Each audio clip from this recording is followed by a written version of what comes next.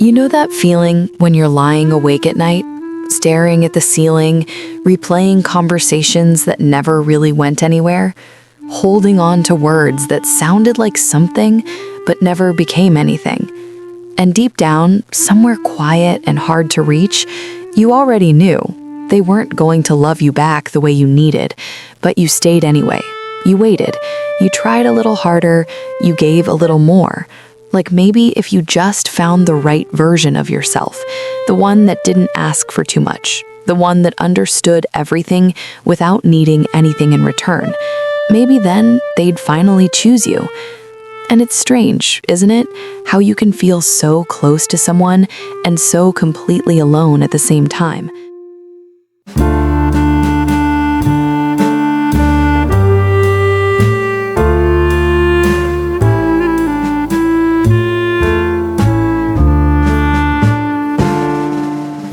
Like you're sitting right next to them, but emotionally you're miles away, reaching out, hoping they'll meet you halfway, but they never really do. And somehow, instead of walking away, you start shrinking, softening your needs, convincing yourself that this is what love looks like, that maybe love is supposed to feel like waiting, like proving, like quietly hoping someone will notice how much you care without you ever having to say it out loud. And if this resonates, you're not imagining it.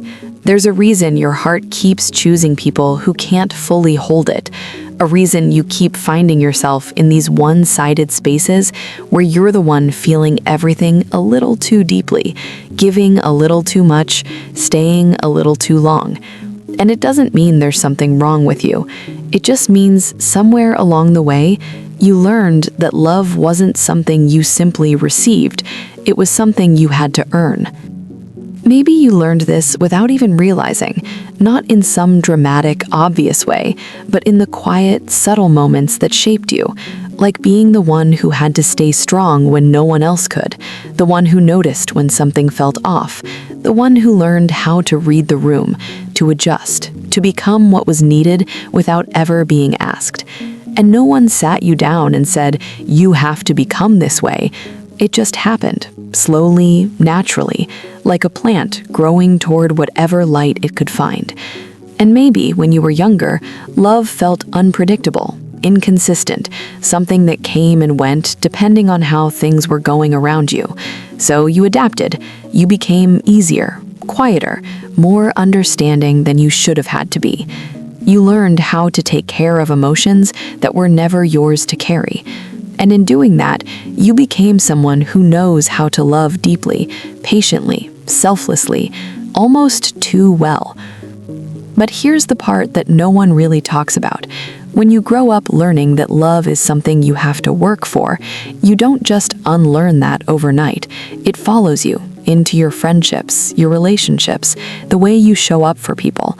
You start choosing people who feel familiar, not because they're good for you, but because they feel like something you already understand, something your heart has practiced before. Even if it hurts, even if it leaves you empty, there's something strangely comforting about it, because at least you know how to survive it. And you become really good at loving people who don't quite meet you, people who give you just enough to keep you hoping, but never enough to make you feel safe. And you tell yourself stories to make it make sense. Maybe they're just going through something. Maybe they don't know how to express themselves. Maybe if you're patient enough, kind enough, they'll open up. And sometimes they do, just enough to pull you back in, just enough to make you believe it's real, but never enough to truly stay. And the hardest part isn't even that they can't love you back. It's that you keep trying anyway. Even when it's exhausting, even when it starts to hurt in places you can't explain, because a part of you still believes that if you just love them the right way, they'll finally see you, they'll finally choose you. But love was never supposed to feel like convincing someone to stay. It was never meant to feel like you have to prove your worth over and over again. And yet, here you are, doing exactly that. Not because you're weak, but because you learned to associate love with effort, with endurance, with staying even when it hurts. Maybe you became so used to being the strong one, the independent one, the one who doesn't need much, that you forgot what it feels like to be held, to be chosen without having to earn it, to be loved without shrinking parts of yourself to make it easier for someone else. And over time, that kind of loneliness, it becomes quiet, almost invisible. You carry it with you everywhere. Even when you're smiling, even when you're surrounded by people, there's this subtle feeling like something is missing, like no one really sees the full weight of what you've been carrying. And maybe, deep down, you're not just loving people who can't love you back. Maybe you're also protecting yourself. Because if you keep choosing people who are emotionally unavailable, you never have to fully risk being seen. You never have to face the terrifying possibility of someone actually knowing you and leaving anyway. So instead, you stay in these almost relationships, these half connections, where you can give everything without ever having to confront your deepest fear, that maybe, just maybe, you're too much or not enough. And I know that thought can sit heavy in your chest, like something you've been carrying for so long you don't even remember when you picked it up. But here's something gentle, something you don't have to believe right away, just something to sit with. What if the problem was never that you're too much? What if the problem is that you've been pouring all of that depth, all of that care into people who don't have the capacity to receive it? What if your love isn't the issue? It's just been misplaced, like trying to fill a cup that has a hole in it. No matter how much you pour, it will never stay. And that doesn't mean you should pour less. It means maybe it's time to choose a different cup. And I know that's not easy, because walking away from something that almost felt like love can feel just as painful as losing something that actually was.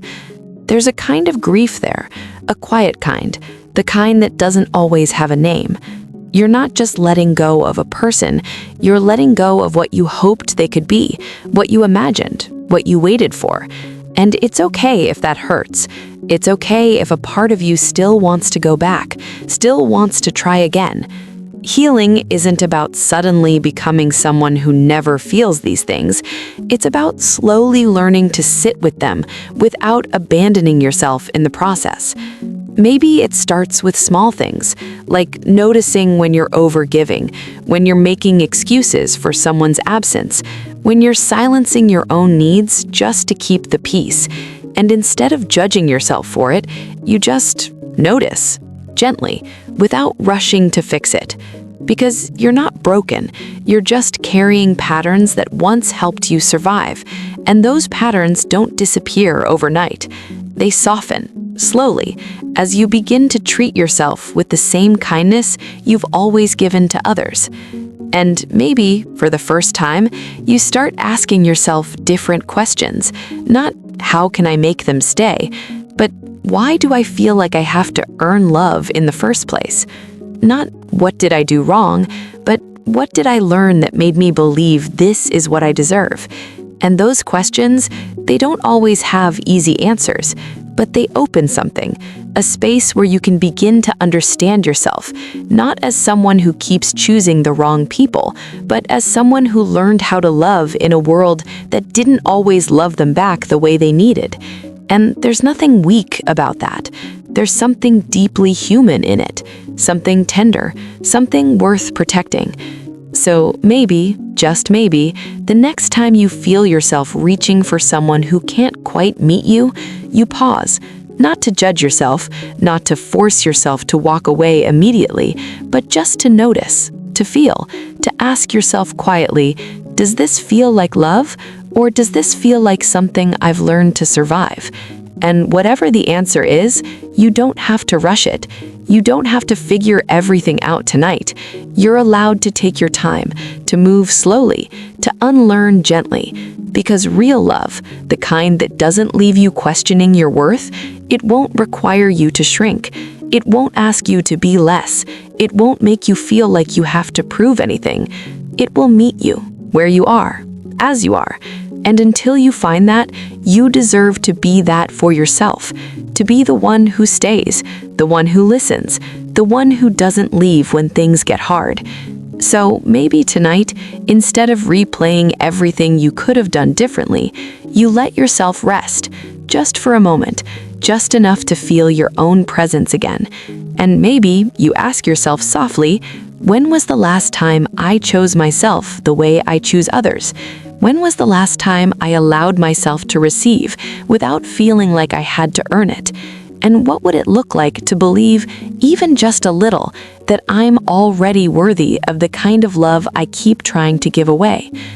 If you're still here, sitting with these thoughts, you don't have to carry them alone. You can stay here for a while, or share what this brought up for you, only if you feel like it. There's no pressure, just space.